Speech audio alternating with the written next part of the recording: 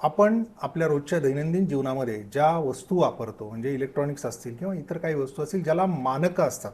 मानकं म्हणजे काय? हॉलमार्क, BIS अशा पद्धतीची जी मानकं आहेत, त्या मानकाच्या दरम्यान मॉनिटरिंग ठेवलं जातं गव्हर्नमेंटच्या दृष्टिकोनातून, की ही जे उपकरणं आहेत किंवा हे जे प्रॉडक्ट्स आहेत ते व्यवस्थितरित्या प्रत्येक नागरिकाच्या आयुष्यामध्ये ती काम करतील आणि त्याच्यापासून धोका होऊ नये, अशा अनेक गोष्टींचं याच्यामध्ये प्रावधान असतं. आणि त्याच्यामुळेच भारतीय मानक ब्युरो हे त्या अंतर्गत काम करतं आणि अशा पद्धतीच्या गोष्टींवर वचक ठेवून आपल्याला चांगल्या गोष्टी प्रोव्हाइड होतील या दृष्टिकोनातून प्रयत्न करत असतं.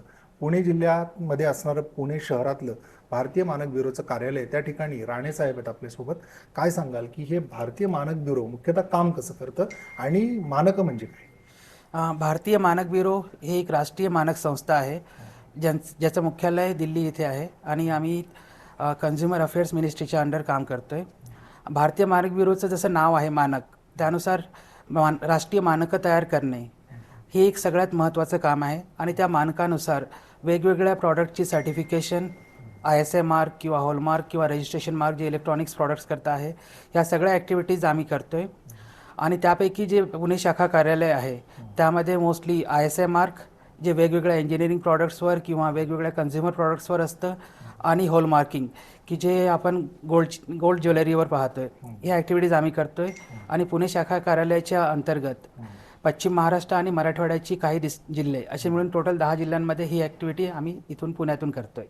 निश्चितच. मात्र हे जे मार्क आहेत म्हणजे मानकं जी आहेत ती कशी ओळखायची, त्याच्यासाठीचे काही ॲप आहेत किंवा दुसरी काही आयडिया आहे की जेणेकरून ग्राहकाला ते समजू शकेल?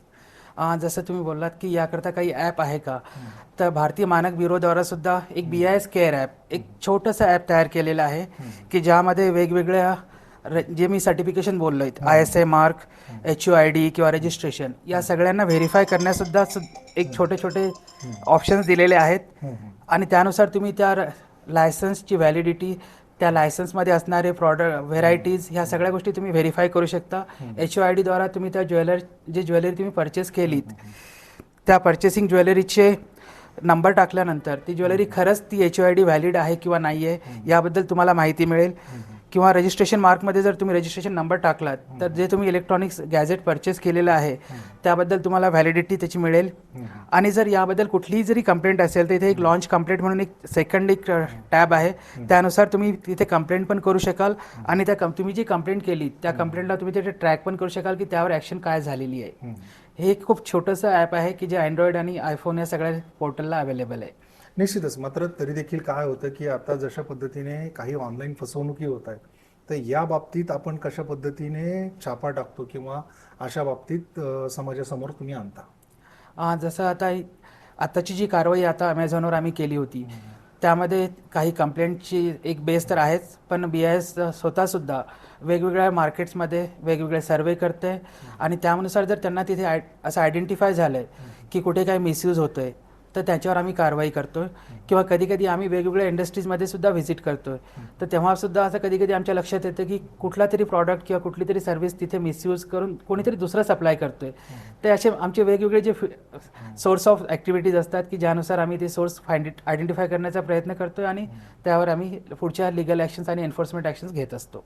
तर अशा पद्धतीने भारतीय मानक ब्युरो हे काम करतं आणि आपल्या नागरिकांच्या जीवनामध्ये चांगल्या पद्धतीची उपकरणं किंवा वस्तू ह्या आपल्या जीवनात समाविष्ट व्हावीत याकरिता ह्या भारतीय मानक ब्युरोचं हे स्थान महत्त्वाचं आहे. त्याच्यामुळे आपण येत्या काळामध्ये जर उपकरणं खरेदी करणार असाल, ऑनलाईन असोत किंवा प्रत्यक्ष दुकानात असोत, तर या बाबतीतली जी मानांकन आहे ती तपासून घेणं गरजेचं आहे.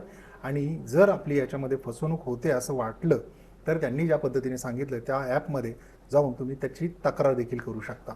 अविनाश पवार,